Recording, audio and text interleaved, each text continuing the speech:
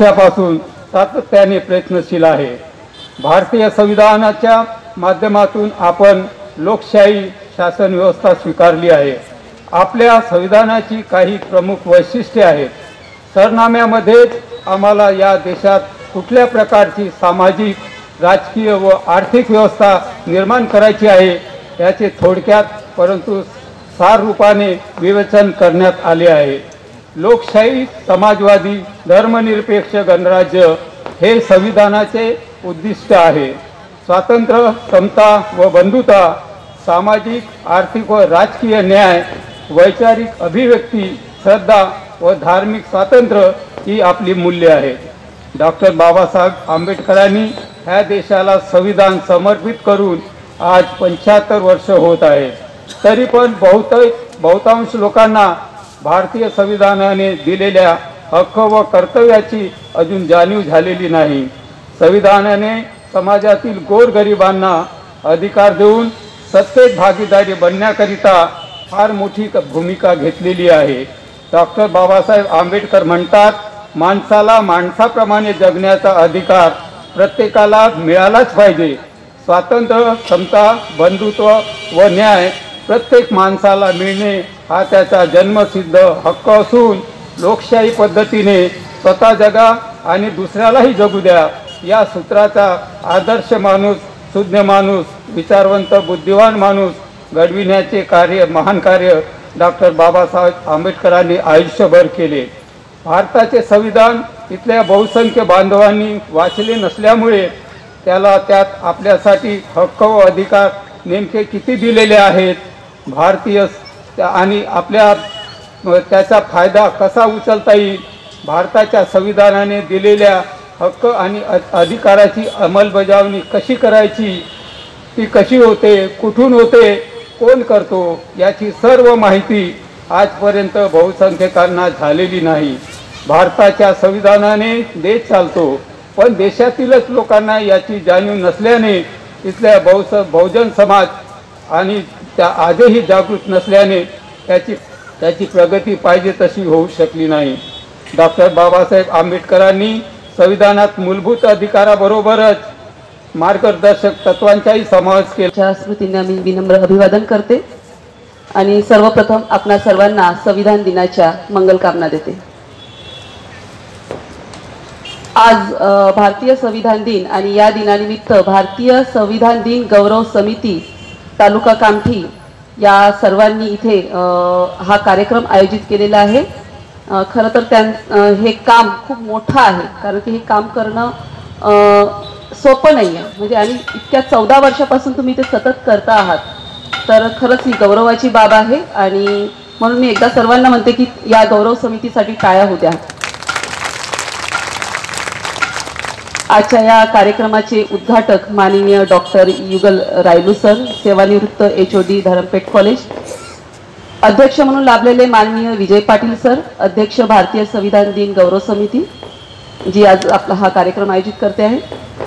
प्रमुख वक्ते म्हणून लाभलेले माननीय डॉक्टर प्रकाश राठोड सर, अध्यक्ष तिसरे अखिल भारतीय बंजारा साहित्य संमेलन वाशिम, पण ते एक चांगले समीक्षक सुद्धा आहेत आणि चांगले लेखक सुद्धा आहेत हे मला माहीत आहे, आणि एक चांगले वक्ते सुद्धा आहेत। मागच्या वर्षी तुम्ही हा अनुभव घेतलेला आहे, परत तुम्ही हा अनुभव घेणारच आहात। माननीय विद्याताई भीमते, महासचिव भारतीय संविधान दिन गौरव समिती। प्रास्ताविक करणारे माननीय शिवचरण एस सहारे, सचिव भारतीय संविधान दिन गौरव समिती। अतिशय उत्कृष्ट पद्धतीने त्यांनी प्रास्ताविकेतून आपल्याला इथे माहिती दिलेली आहे आणि खरं तर तो सार आहे, म्हणजे संविधानाच्या प्रास्ताविकेमधून जे आपल्याला काही सांगितलेलं आहे तो एक एकूणच पूर्ण सार त्यांनी इथे तो वाचलेला आहे। सूत्रसंचालन करणाऱ्या माननीय सुधाताई रंगारी, सदस्य भारतीय संविधान दिन गौरव समिती।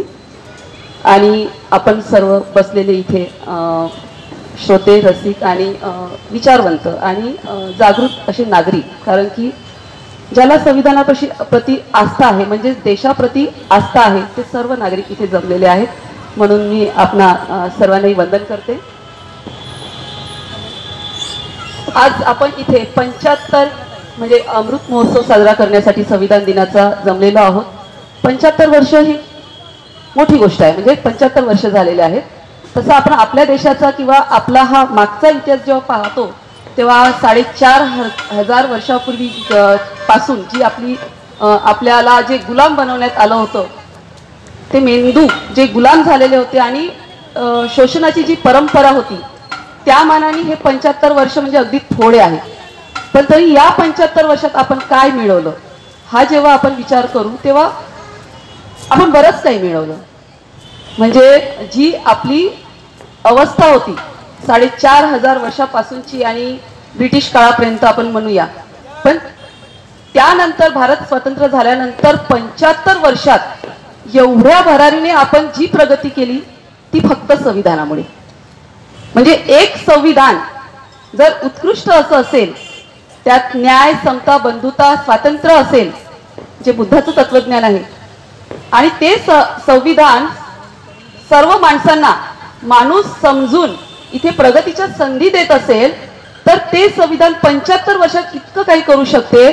जर आपण असं अव्याहत हे संविधान जर समोर लागू राहील किंवा या पद्धतीने चांगल्या पद्धतीने, जसं बाबासाहेब म्हणतात की संविधान कितीही चांगलं असो, ते चालवणारे जे त्यांच्या हातामध्ये आहे ते चालवणारे जर चांगले असतील तर संविधान हे नेहमीच प्रगती करत राहील किंवा इथल्या माणसाची प्रगती होत राहील.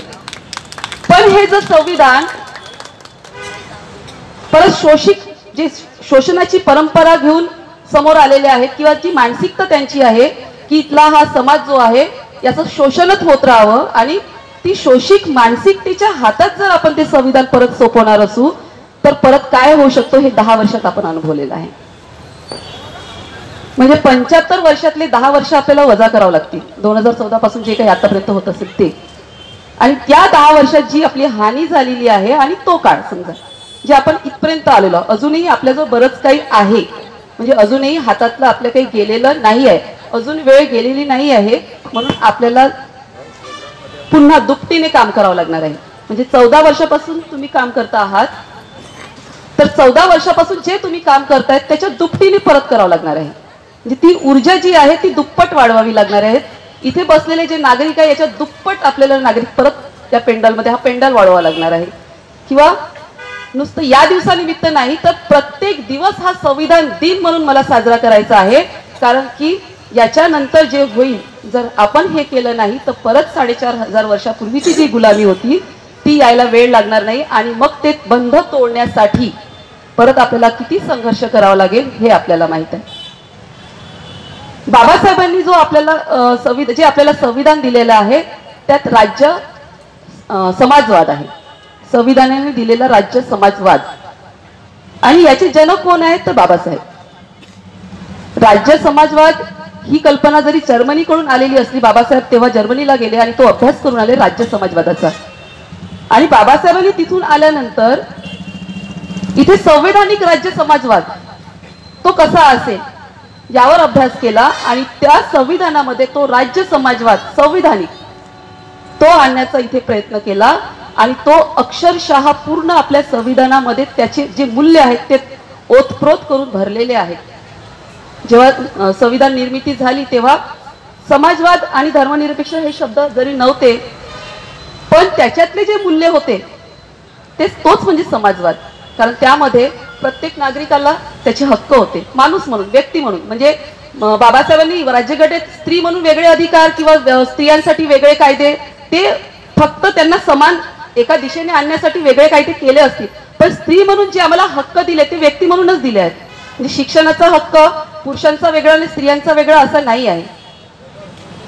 म्हणजे इथे बाबासाहेबांनी प्रत्येक नागरिकाला व्यक्ती समजलं, तो मग पुरुष असो स्त्री असो की ज्याला आपण आज थर्ड जेंडर म्हणून म्हणतो ते असं, म्हणजे विलिंगी.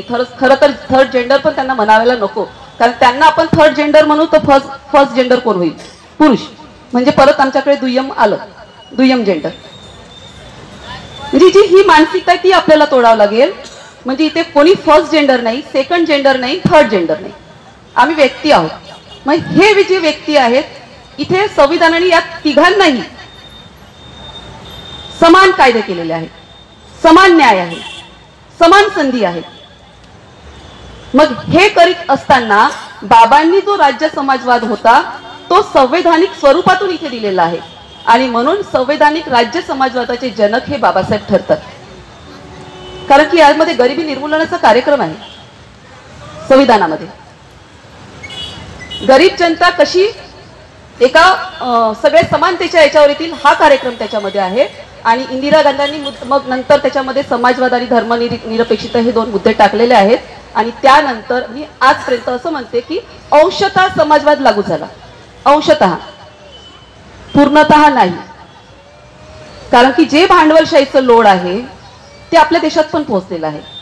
आज जर आपण अमेरिकेचा रिझल्ट घेतला, आपला रिझल्ट पण घेऊ आपण, पण अमेरिकेचा आज ट्रम्प जिंकला आहे. कुठली मानसिकता आहे? भांडवलशाहीची मानसिकता आहे.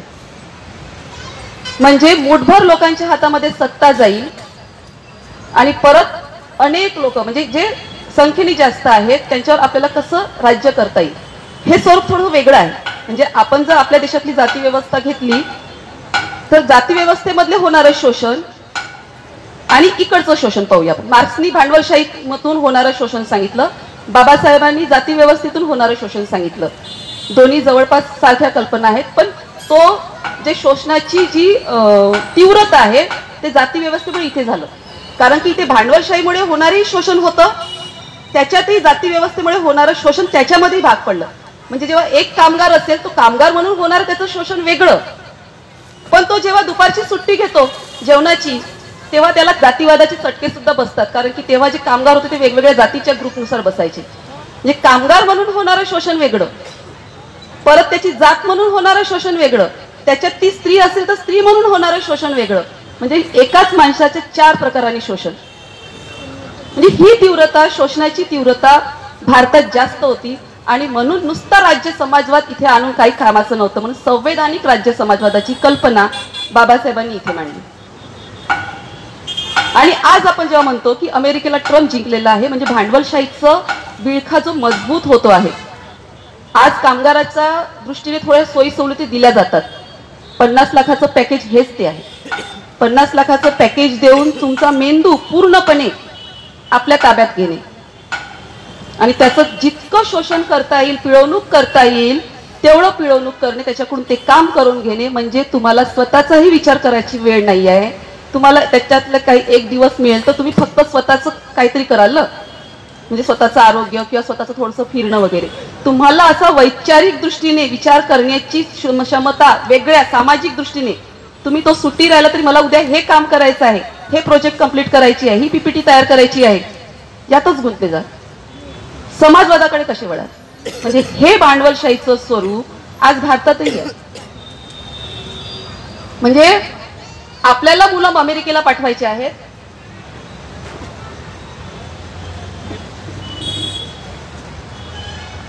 तुम्ही नवीन NAPचं धोरण पाहाल, नवीन शैक्षणिक धोरण.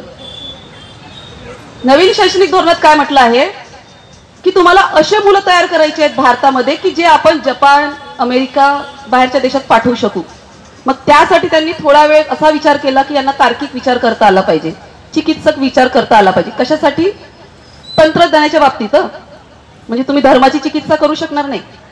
धर्माची चिकित्सा केली की तर लगेच तुम्हाला मेसेज, आपल्याच याच्यातले लोक काही म्हणजे जे त्या विचाराचे आहेत बाकीचे ते पटकन एखादा मेसेज पाठवतात की व्हॉट्सअपवर असे मेसेज पाठवणे म्हणजे तुमच्यावर कार्यवाही वगैरे केली जाईल. असे पण पोलिसांच्या सहीचे वगैरे मेसेज येतात. ते कुठून येतात माहित नाही मला, असे मेसेज येतात.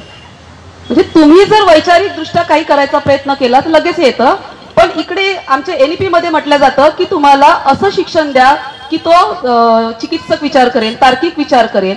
पण हे कशासाठी? ते समोर एक मुद्दा पण लिहिलेला आहे की जगाची मागणी वाढते आहे, भांडवलशाहीचा विळखा होत आहे, उद्योगधंदे वाढते आहेत आणि जगाला आपल्याला ही मुलं पाठवायची आहेत तिकडे प्रोडक्शनसाठी किंवा तिकडच्या कंपन्या आल्या इथे त्यांना फक्त काम करायचं आहे. पण मुळात आपण अशी कंपनी का उघडू शकत नाही जे आपल्याला असं उत्पादन होईल? आपण मुळात ते काम का करू शकत नाही? कारण की असं आपल्याकडे असं करायला पाहिजे यासाठी शिक्षणच दिलं जात नाही. आणि NEPचं धोरणही परत तेच आहे. परत त्याच्यामध्ये व्यावसायिक शिक्षणाला महत्त्व दिलं आहे. आता व्यावसायिक शिक्षणाला जेव्हा आपण महत्त्व देऊ आणि त्याचं शिक्षण 10वी पर्यंत कसं थांबेल याकडे विचार करण्यात आलाय. तो आता शेतकऱ्याचा मुलगा व्यावसायिक शिक्षण द्यायचा आहे तर तो कुणाकडे वळेल? शेतीकडेच वळेल.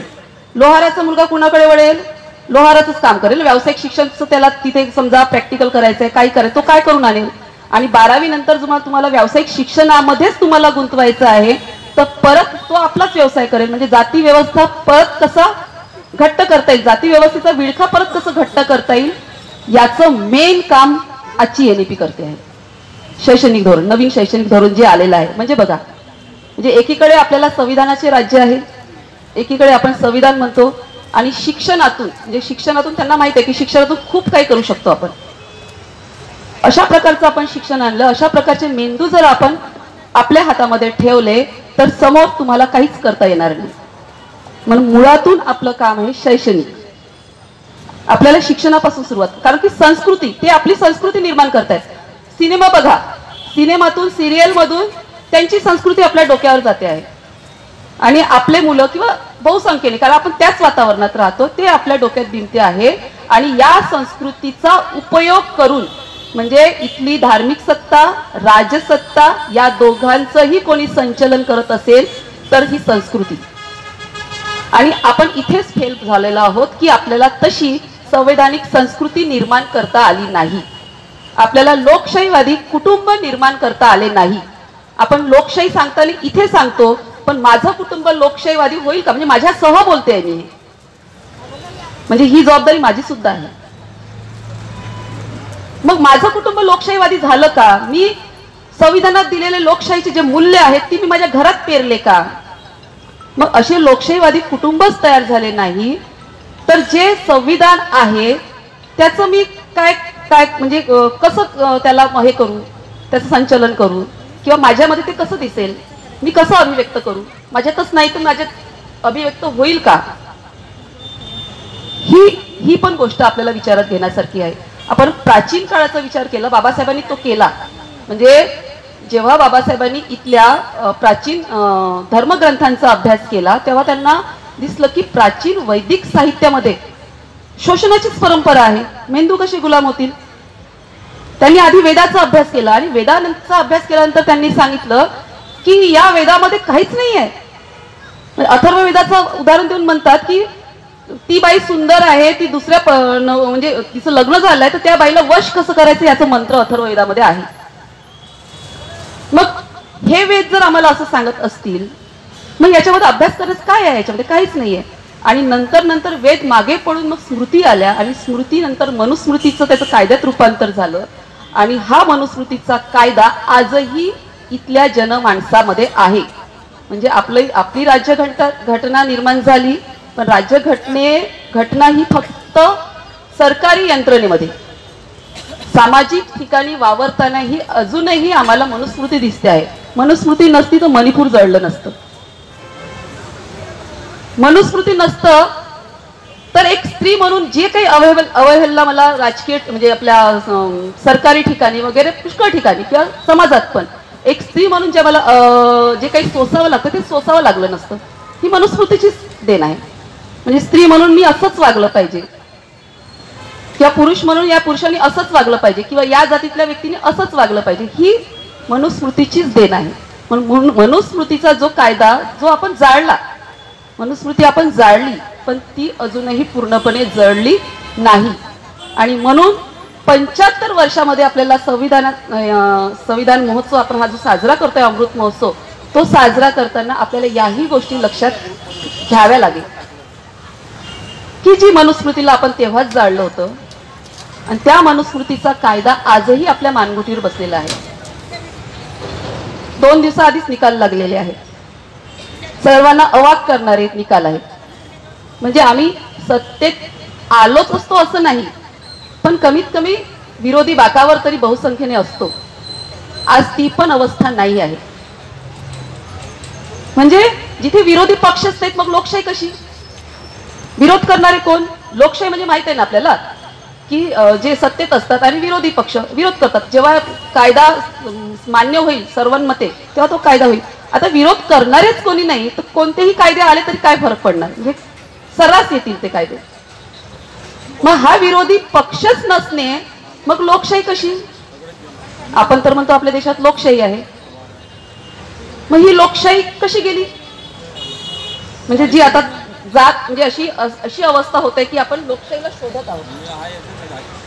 मग हे लोकशाही, मग लोकशाहीचं राज्य आहे आणि कोणी डकेत किंवा तुम्हाला गुलाम बनवलं नाही, किंवा तुम्हाला डांबलं नाही तुरुंगामध्ये, किंवा ते मिलिटरी लावली नाही, की राज्य आपल्या हातात घेतलं नाही तरी झालं.